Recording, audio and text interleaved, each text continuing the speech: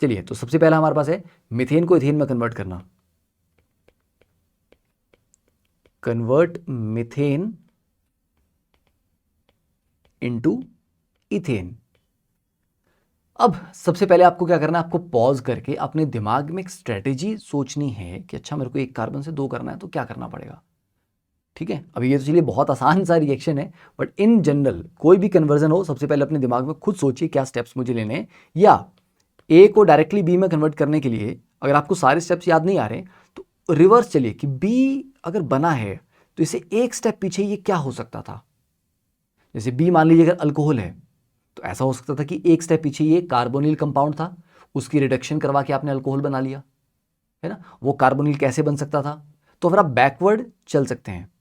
ठीक है, या बीच में अगर आपको कोई याद आता है कि सर अगर ये बीच में जनरेट हो जाए तो उससे हम ये बी बना सकते हैं, तो अब आपको फोकस करना है ए से वो बीच वाला कंपाउंड कैसे बनाया जाए।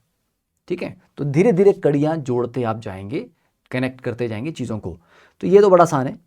मीथेन है, इसको आपने पहले Cl2 in the presence of sunlight के साथ ट्रीट किया तो ये CH3 Cl में कन्वर्ट हुआ। उसके बाद इसका sodium dry ether, Wurtz reaction हम यहाँ पे करेंगे and carbon chain simply double हो जाएगी, CH3 single bond CH3, right. तो ये तो क्लियर हो गया। चलिए सेकंड करते हैं अब नेक्स्ट, और अब इसी की जगह अगर एक थोड़ी सी बड़ी चेन ले लेते हैं हम। ठीक है, second conversion is convert ethane into an butane.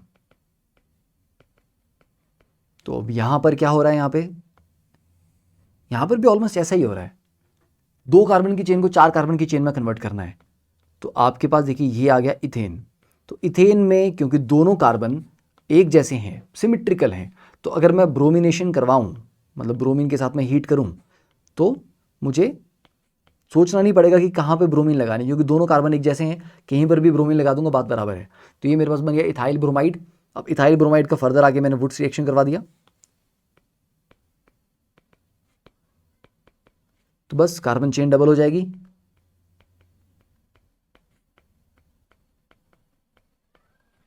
ठीक है, ये आ गया।